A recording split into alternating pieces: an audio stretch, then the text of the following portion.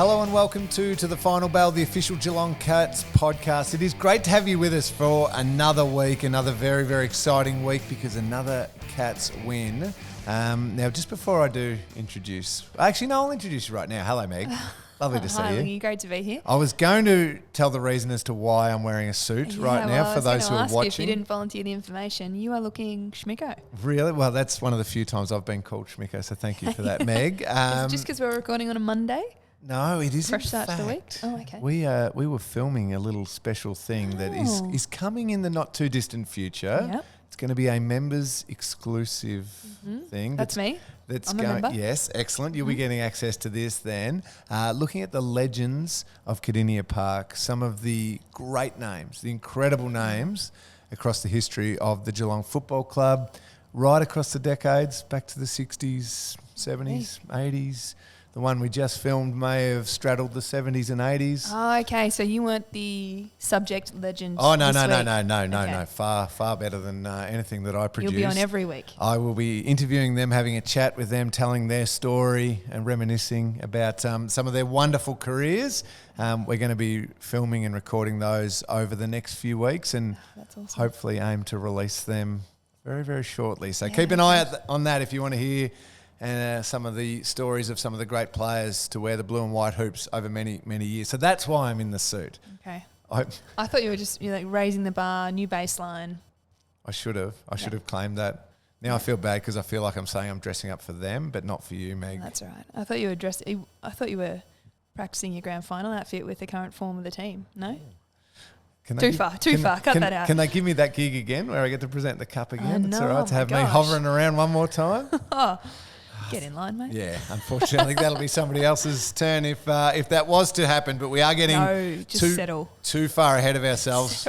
What we do have to talk about is a really good win against the Adelaide Crows on Saturday afternoon. A Crows team that has improved dramatically over the course of the season. We're going to talk possible suspensions. I think, okay. We'll get to that. Injury concerns as well.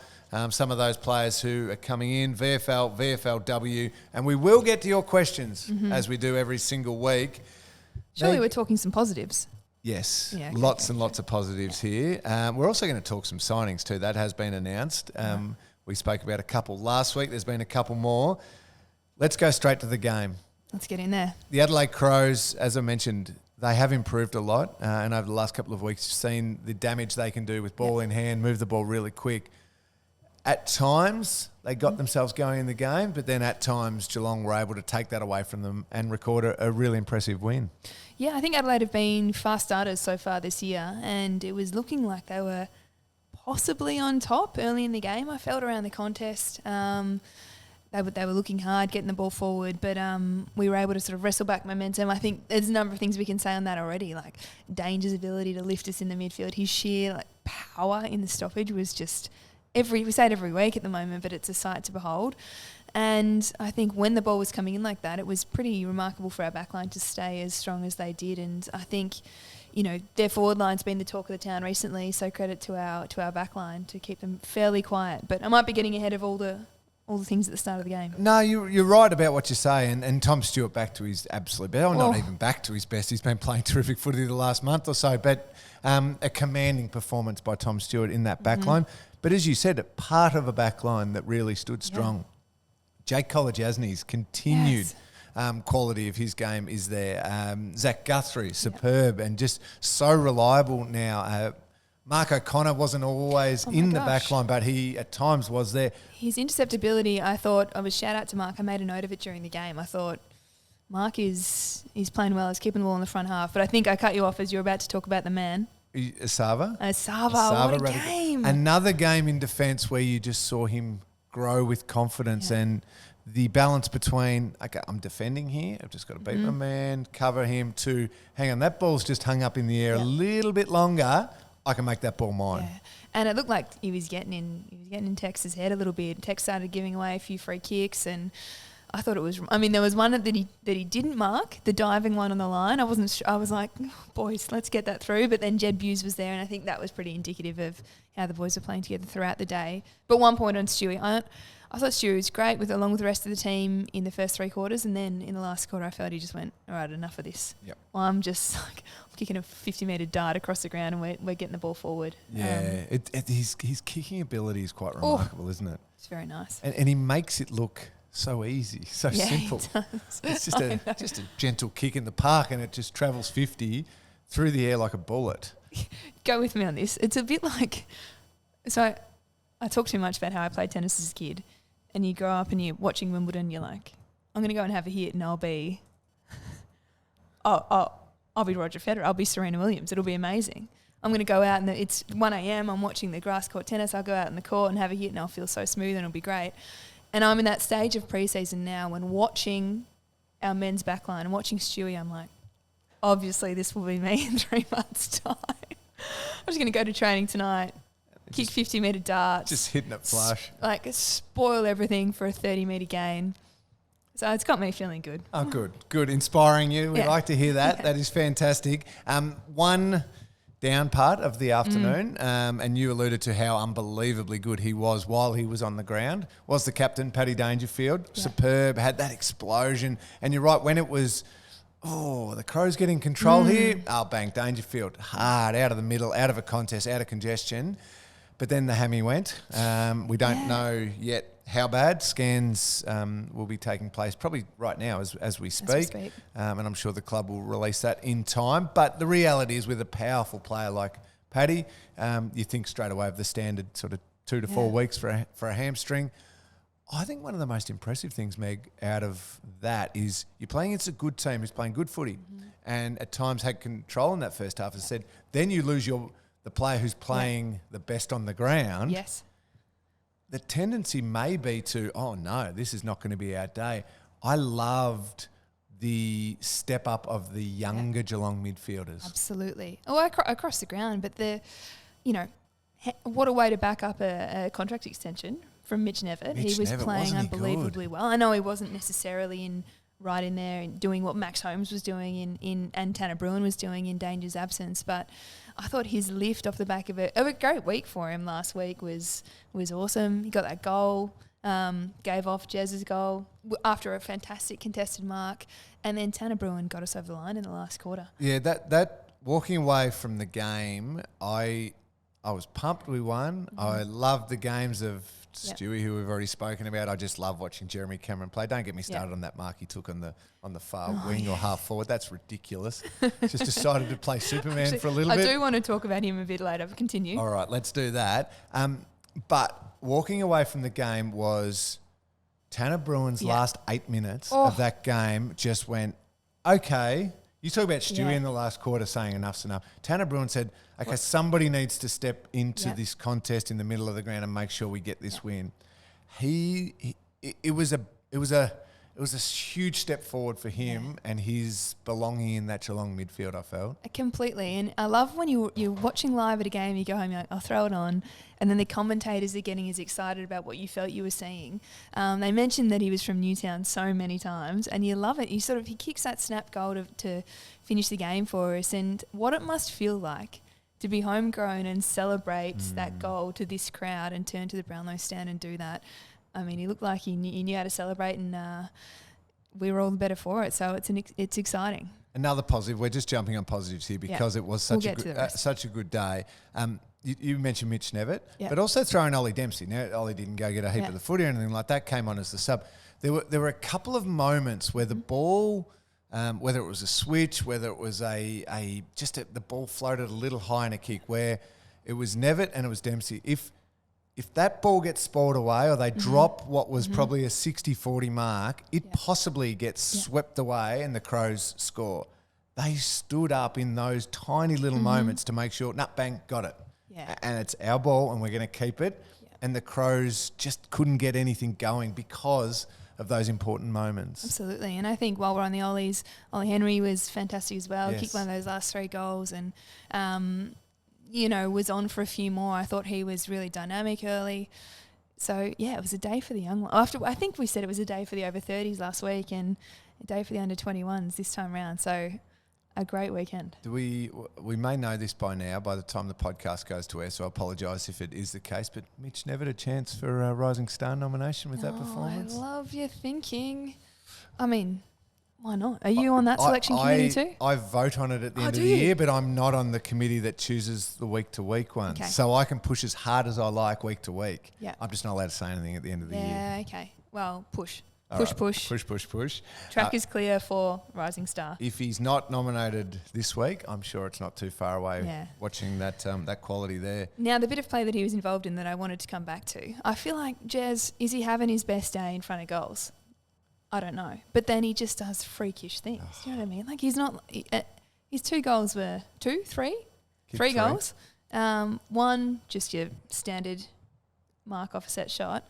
The one in the pocket, outrageous. Mm-hmm. And tell me about the running pattern of the one that he got up. The kick to Mitch, then got up. Is any other player in the comp going, I'm running from one flank to the other, just running the arc of the 50 metre, taking the ball off the young kid and just slotting it? And that's what, and we've alluded to it quite a bit in the podcast so far this year, is that Jeremy Cameron, these might have been my words, I think you're with me on it, but my words, best player in the competition. Yep. Because he puts himself right across the ground in situations where he's needed. So it's not just a 5 kicks, 4 goals, and then next week 5 kicks, 1 goal type player. It's he can kick the goals, or like last week, he can give them off and let Hawkey kick 8. But he will go into a centre bounce. Yeah. He will go across half back. He doesn't love a back with the flight defensive mark late in a quarter. That's it's proved helpful. And then he'll do what you're talking about, that running pattern of get the mark, then pass it off, and then do the old schoolyard play. Just hang up a sec. I'll get down there and I'll get the next one. Yeah, but in the schoolyard, it's like a 20-metre, 45-degree hit up and then get the hands. It's not a 45-metre across the width of the ground. I'll run it in the 7 seconds. Oh, he probably had a bit more because it was a set shot, and then he knew it too. I reckon if you're running on that angle and you know, if I slot this, I'm finishing in front of that pocket of fans, probably going for it. Oh, magnificent. Superb. He was brilliant again. One name we haven't mentioned too, I'm just going to give a whole heap of love to. I thought he got slightly tired towards the end of the game. That's not a shot at him. But I thought when the game was there and it was really... and Adelaide had moments, the most almost creative and dangerous in that forward line was Sam Simpson. Oh, yeah. I thought he was superb on Saturday. He's got 3 weeks in a row, 2 goals, all first half, I think. Probably he's would sort of getting it, getting that momentum going early. Yeah, he was fantastic. That's not who I thought you were going to say.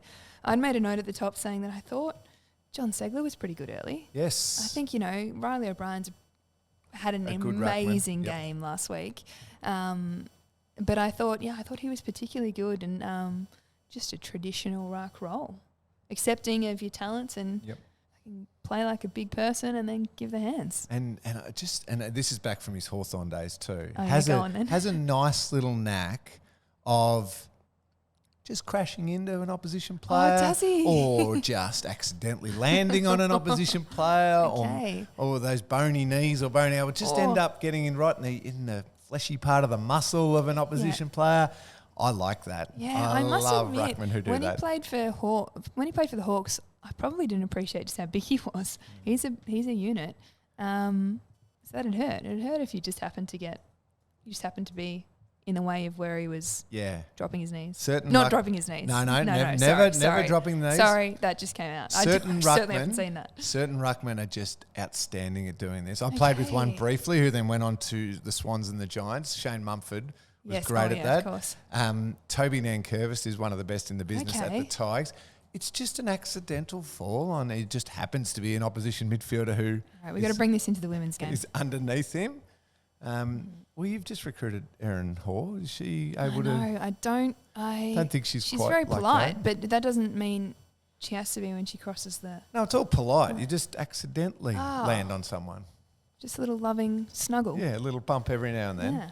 That's the way the ruckmen need to do it. Mm-hmm. Brad Ottens, he was one of the great ones. He's one of the nicest, most gentle, most beautiful people, but across that white line, Otto Watch out. Yeah. would be very hard to play against, I think is how you would Yeah. describe him. I mentioned, just while we're on the highs of how things are going, a couple of signings. Ollie Dempsey's signed for 2 years. This is on the back of Mitch Nevitt and Mark Blitzarv's news last week. Brad Close has also signed for 2 years. Very well deserved. Brad Close, he's been superb for the Cats. But that's what we need to talk about. Go ahead. At the moment, a 1 week suspension. The club is going to challenge that, which I'm very happy to hear. I know there's been a big shift in certain things, and I know even Jacob Van Rooyen's spoil got a week. You cannot stop all accidents on a footy field. Van Rooyen was not trying to get that player in the head.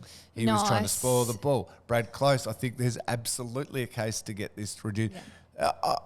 I'm all for a shift in certain areas of punishing players for when the head's involved. Absolutely, don't get me wrong. Protecting, of course, But I also am wary of shifting too far. Yeah, I felt with that one. I mean, I've slowed it down a lot, and I'm sure they'll debate it within an inch of its life and slow it down a lot more than I will. But it's hard to see what else he reasonably could have done. I believe that's a question that they have to answer, and gosh, it happens quickly. And it happens quickly, Meg, but it also, I mean, it's like the players are so strong now. Yeah. Players they're so good at standing up and being strong in a tackle. They're so good at fighting that tackle and getting through. They're so good at, even when there's the momentum of players going one way and it's probably inevitable that they're going to be tackled to ground, they can still stay up that little bit longer. And in order to stay up that little bit longer, they're probably putting themselves into a vulnerable state. It's so hard to then say, well, they are trying to fight and get their hands free and get a handball. The tackler is going with the momentum. I don't know. It's too obvious to say Nathan Broad's one. Richmond, going back to the start of the season, is as obvious as what we don't want in the game. Yeah, and I probably, if we're being honest, there are probably, a few obvious ones that we, Gary Rowan's continued on with his. Yes. He was banned. But in this case, it seemed quite... Yeah, so it's on the line, yeah. So anyway, the club is fighting that one, so we'll know more about the tribunal proceedings in the coming days. So Brad Close is a possible out of this team for a massive Friday night game against the Tigers at the MCG. Patrick Dangerfield, don't worry, what the scans will say what they'll say, but I will say he's not playing this week. Let's just put that one in the book. So an opportunity there. Cam Guthrie's still out, from my understanding. Sam de Koning's still out. So out. There will be opportunities There will. for others to not only step up in their role within the team, but also for others from outside the team to get an opportunity. And Ollie Dempsey, as I said, came on as a sub. Well, maybe there's a greater role for him in the game this Friday night. So what else have we got? I don't know. You tell me. Well, I don't know. I got a hot tip from downstairs that someone in our media and comms team has been following Ted closely. So I reckon he's in some red hot form. I went back and after last week, I watched highlights again of Jai Clark, and I thought, oh, hang on, good, playing very well. Yeah, obviously very good at football. James Willis kicked 3 bomb goals, I think. No shortage of people pushing for selection. Parfitt's in VFL at the moment. That's one I was going to come to. So do we, instead of trying to guess all the young players, is it as obvious as Dangerfield out? Parfitt would play what you would call the Dangerfield role, just a ball at the footy, at the man, at the just pressure, hunt. This is. I hope this is not a knock on Parf, because we've all got different strengths. He's not super aerobic and spread away from the contest and run the big Ks. Neither does Dangerfield, by the way. But they're very good at that 2 metre, 5 metre, 10 metre radius contest. So with Dangerfield out, is it as simple as, well, Parfitt comes in to do that? I mean, it could be, but it would seem in the second half on the weekend would seem to suggest that, Tanner Brewer, Max Holmes, those guys have got that sort of role pretty covered as well. So I don't know if there's a forward line spot for him as well. You probably need to have that other ability to spend time forward and then get into the midfield. Possible midfield then this week. Bruin, Holmes, Atkins. Yeah, I think we've got a question later, don't we, about what it might look like in however many years' time. But you've actually read ahead of the sorry, questions. guys. Well done, I know Meg. you've got the questions. No, you are far better prepared than I am. I must admit, I was getting that excited on the weekend. I got the notes section out of my phone and started things that I want to say on the pod. Wow. I know, that's exciting. Listeners, that's the level. I was sitting in the Brownlow stand. I actually did. Shout out to Hannah here at the Cats. I usually out behind the goals with some of the team, but we had the lap of honour for the retirees before the game. So I said, any tickets closer to the boundary line? So I had excellent seats in the weekend, so I could see it all. And I started the notes section, and I was like, talk about this, and this. And you know what? I reckon I've covered most of them off. Yeah, so. well done. Thanks. I know you're a natural. I'm a preparer. I probably can't speak accurately of the first 10 minutes of the third quarter because you were stuck in the line for? I ducked just away from our seats where we sit. I had the kids and my sister had her kids there, and I just told my sister, I'm just going to duck off and catch up with someone. And I caught up with the great James Podsiadly. The one and only. Yes, and then I ran into the old skipper, Joel Selwood, and then a couple of the wonderful supporters of the footy club who've been with the club for a long, long time.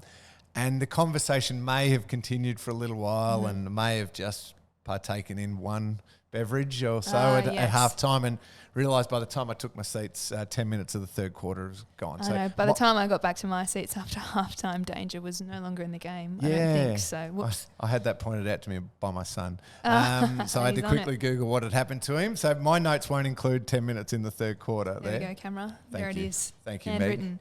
Meg, for being very, very thorough. The VFL and those who might come in, unfortunately, went down to Southport on the weekend by 44 points. A really strong Southport team. I heard we lost a few through injury during the game, so I think our numbers were a bit low in the fourth quarter.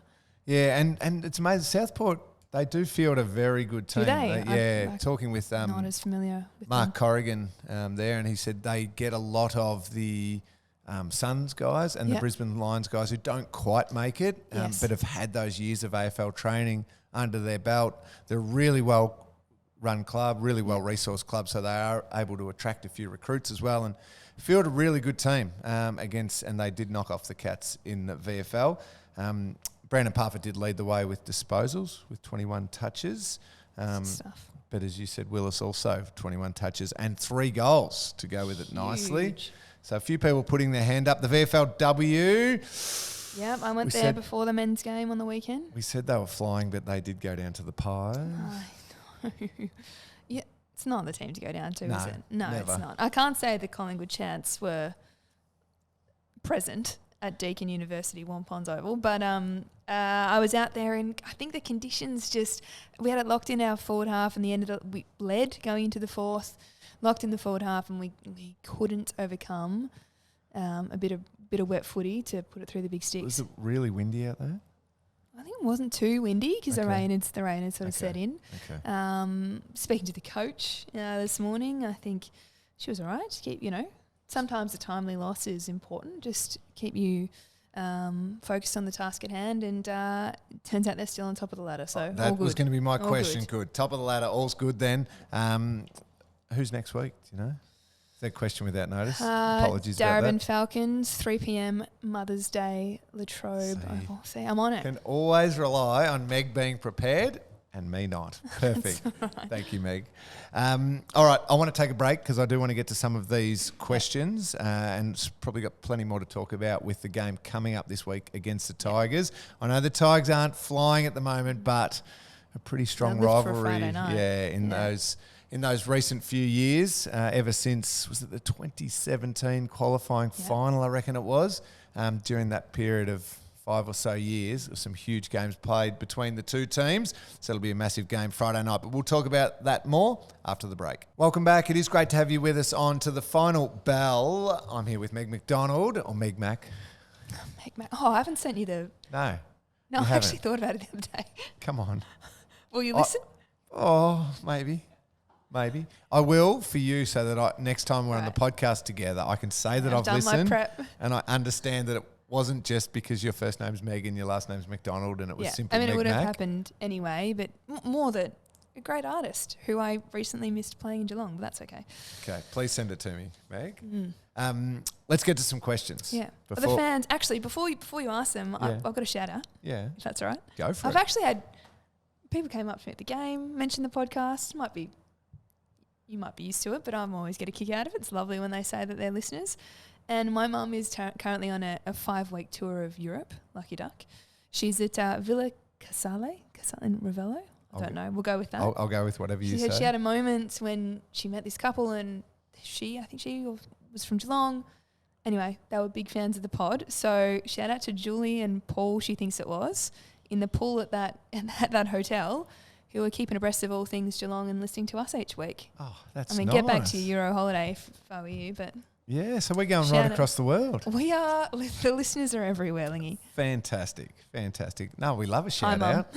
I'm jealous. Miss you.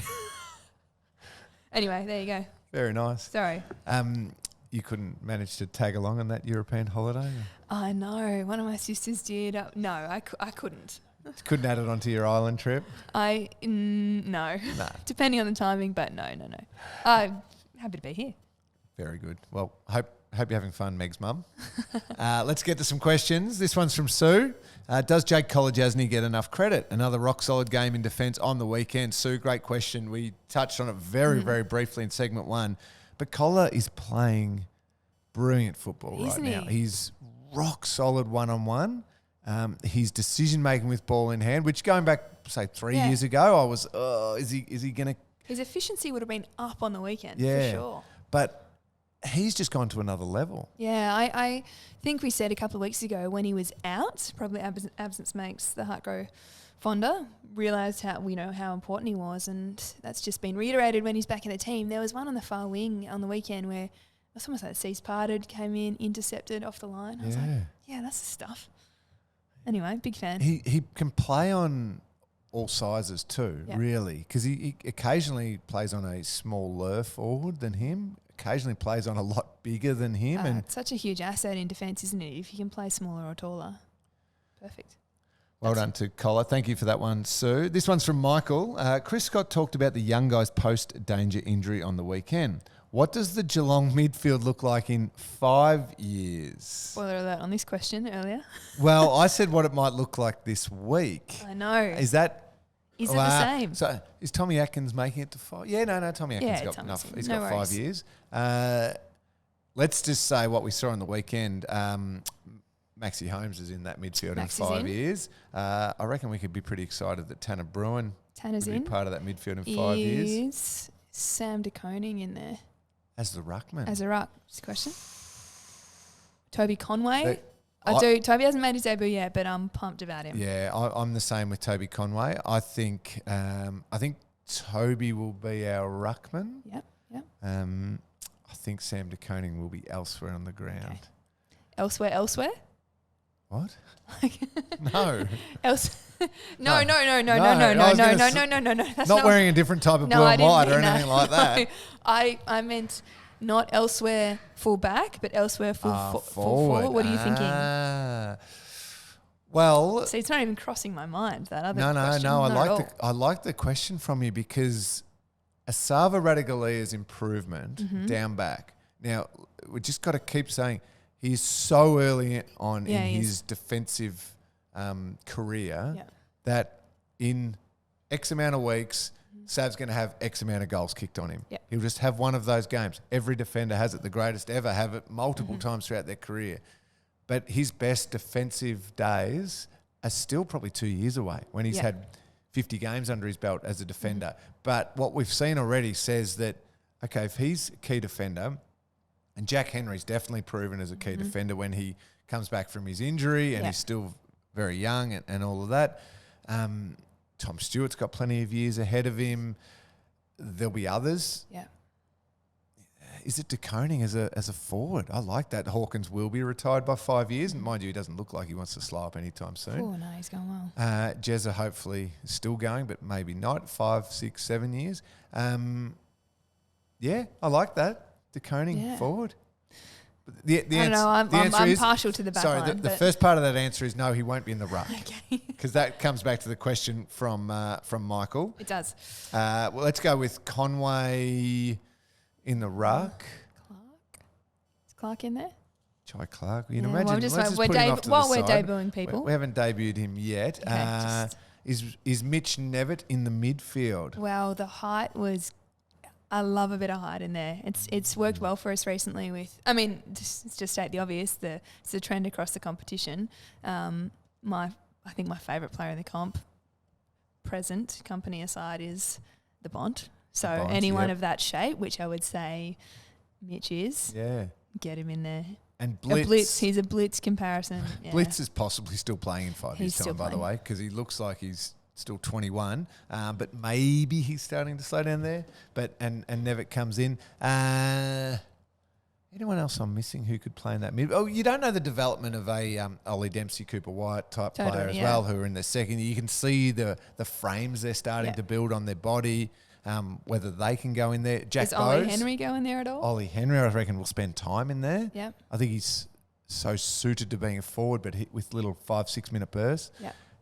Jack Bowes, is he what Mitch Duncan sort of was? Yes, ultimately perhaps better off half back through the wing, but with moments in the midfield. Shout out to Mitch, is one of the ones we didn't mention in our game review. Yeah, no, we'll give Thought love he to the was young big players this week. We gave all the love to yeah. the old boys last week. Sorry, Mitch, you're in the old boys category now. Michael, what I will say is that midfield could look very, very exciting in 5 years' time, which is pretty cool considering there's been a premiership last year. I was going to say, considering we'll be going nicely. for 6 straight by then, it'll be... We're allowed to carry on like this. Now, what I am scared of is that we've forgotten someone in that midfield that we should have made mention of. Oh, yeah? We'll see how we go. This one from Jeff. Do we take Isaac Smith for granted? I thought that's who you were looking at when you said that. As in know. we've forgotten someone. Oh, surely Isaac's not still going in 5 Surely years. not. But the way he's covering the ground right now, he's got about 12 years left in him. He's flying across the ground. He's flying. Where do you like him most? Playing. Just wing constantly? On a wing. Yeah. On a wing because he gets all the way back. He gets all the way forward. Mm-hmm. He's always an outlet. He's always a handball receive option. He can keep what we say width on the game. You know, stretch through the middle so somebody else can get used on the middle. If they try and clog the middle, he gets used on the outside. He just plays the wing. Sometimes he finds himself in the goal square. Sometimes he does. And I think kick. Beautiful kick of the football. Was that? But kick in general, but specifically that Tom Atkins bounce to my favourite. Actually, I don't even know if it was to Jazz, but my favourite link up in the team is big raking left footer to big raking left footer. So popped it over beautifully.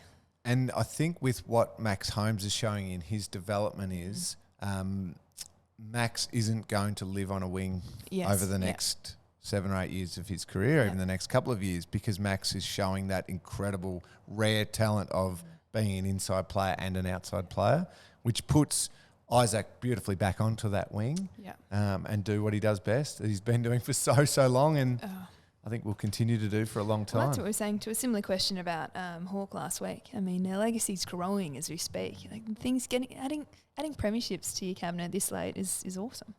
It's a good move, Izzy, coming across to the Cats. Smart. Away from that other team.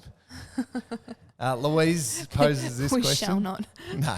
The team that shall not be named. Shall not be named. I sit in the Hickey stand each week and love Zach Tui's Moroccan wave. Mm-hmm. Have there been any other player-specific chants you can remember? Not Not Cats-wise and not chants. I mean, Jason Ackermanis famously used to do the handstand and kiss the ground. I love a go-to goal celebration, but I am all for the chants, having, as has been mentioned, been in the UK recently. I mean, I think some of their chants go a little too far, but the good-humoured ones, they're so fun. I was at a Chelsea game, Sam Kerr, they're chanting, "Even with jet lag, she's better than you." I was like, that's brilliant. Brilliant, yeah.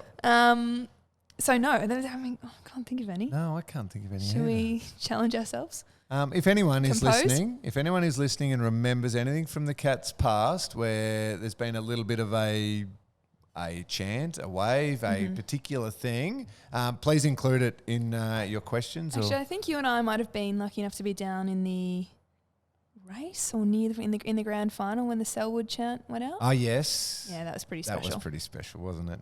As he's Bernarded one from 45 out on the run. Oh, my gosh. I was very lucky to be where I was at that moment, but I was not in view of the ground, so missed it. No. It was good on the replay. Very, very special. Of course, there's the famous Collingwood chant, which... Ew, no. We do. To the same tune of Selwood. Yeah. It is impressive, though, when it is set full throat, the Collingwood chant.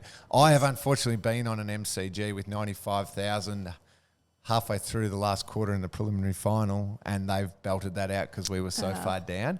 It's not pleasant when you're on the receiving end of it. Yeah. It's impressive though for the Collingwood people. Yeah, it might be a reason that you'd go there to play, but it's a short list. I can't think of any other reasons. Though I do like Craig McRae a lot. Oh, actually, great point. We love Craig.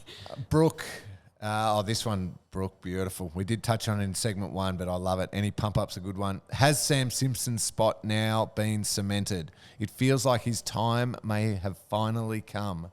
Brooke, it's hard to say in a team that's just won a premiership and is in genuine contention for another premiership that a spot is cemented. Mm-hmm. That's the beauty of great teams, is you always play with that tiny little bit of edge to your game because there's players knocking on the door wanting that opportunity. But what we've seen from him, he adds so much to this team. Yeah, he's brilliant, isn't he? And I was having the first waves of that sort of 18 weeks, however many weeks too early, preemptive anxiety, mourning about trying to pick a best squad if everyone's available, which is so rarely the case. But in when we were listing before all the players not in the team, we didn't even mention Tyson Stengel. Oh, of course. Sorry, just a little All-Australian small forward. So, I mean, that the forward line will be hard to crack, but what's the expression about when you're in the seat, come on, help me out. You help me out so often. I want to help you out now, but... There's an expression about, possession is... 9/10 of the law. So can we use that here? Yeah, why not? Well, he's got the spot at the moment. It is. You are better to be out there, the one having the spot and playing good football. Yeah. Somebody's got to do something pretty special to take that away from you. And I think what you see with Sammy is, yes, goals are fantastic. Yeah. Forwards want to kick goals, and he's kicked a couple each week. But it's his creativity he brings. It's even if it's a momentary delaying of a handball, to just bring the defender one step towards him that then releases his teammate into more space on the little things like that, or his movement where you think he's going one way, he's going the other, and half a meter's been turned into 2, and then that leads to a teammate who's in a better position. And it's a team goal. Those little things are just so important. So, no, Brooke, and they're impressive things to have after a long break. Yeah, that stuff's special. Absolutely. Brooke, we are huge fans of Sam Simpson. As I said, I hesitate to ever say cemented because I think that's the beauty of good teams, that they do stay on edge a little bit, but I love him in the team and I reckon the coach does as well. Friday night is a huge game, Meg, against the Tigers. They got the win on the weekend. They aren't flying at the moment, but you look at that team and you see their midfield. Prestia, Taranto, Hopper, Bolton coming in there for pinch hitting. Someone called D. Martin. Dustin Martin is still hovering around. Nick Floston down back. Dylan Grimes down back. There's still a lot of quality there. Oh, they've still got the goods, for sure. They love playing the Cats. Yeah. The Cats love playing them, and there were some huge games. Coming off the game of the the regular season game of the year last year, perhaps. I still to this day... now, I'll back the guys in that they would have beaten them because they're just such a wonderful team last season. Oh, yeah. But I was relieved when Brisbane eliminated them from the finals. Oh, interesting. Because that game could have gone either way. Yeah. It was a huge game. Jack Henry, superb mark, and we get over the line.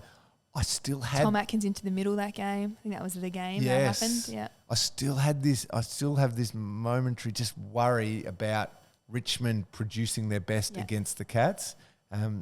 Friday night could produce that, but I also know the Cats And a number of the players would still feel over those years, a qualifying final, a prelim final, a grand final, it sits there and it burns with you. You want to beat that team. It'll be a beauty. Yeah, it's going to be, I mean, I'm sure we'll both, are you working the game? I am working that one for how radio. Fun. Yeah. I'll pretend to be neutral. You're good at that, I hear. Oh, yeah, sometimes. Ask the people who work in the box with me when like pens get thrown throughout the box. I do love when they release the footage of a radio call box. I think it's so good. No, it's going to be a fantastic game. I know a bunch of people will be making the trip up. I know it's a Richmond home game, but getting as many Cat supporters there as we can to rival them in the volume stakes is a challenge, but I reckon we're up for it. I reckon we're up for it, especially with the way the team's playing at the moment. It's such a good brand of football to watch. And I think the weather's going to be pretty good. I think it's supposed to get a bit nicer. So let's hope a huge crowd at the MCG. Let's hope there's a heap of Cats fans there. Just try and drown out the Tigers fans a little bit. Yeah, just a little. Yeah. Best way to silence them. Stack on the goals, boys. I like that. Yeah. Perfect. You got anything else for us? I've brought enough. Your notes are done. You've turned it over. It's a blank page now. That's right. Excellent. Well, Friday night, I want to see you just taking copious amounts of notes again. I know. Please. I'm a natural. I'm just, it's all up here. It's thorough. It's professional. It's enthused is what it was. That's what it was. It was just, how can we not mention all these wonderful things happening? Excellent. Thank you, Meg, for being here. Thanks. Good to see you all flashing all suited up. Bright on a Monday. I promise you next week I'll be back in just jeans and a T-shirt. Okay. All right. Back to I'll wear normal. the blazer next week. There you go. All right, perfect. We will be back next week. We're hopefully talking about a Cats victory over the Tigers, that Friday night game, 7:50 at the MCG. Get along there and cheer the Cats on. Let's make sure we got a huge Cats contingent. We will be back next week. Have a great week. You too, Lee.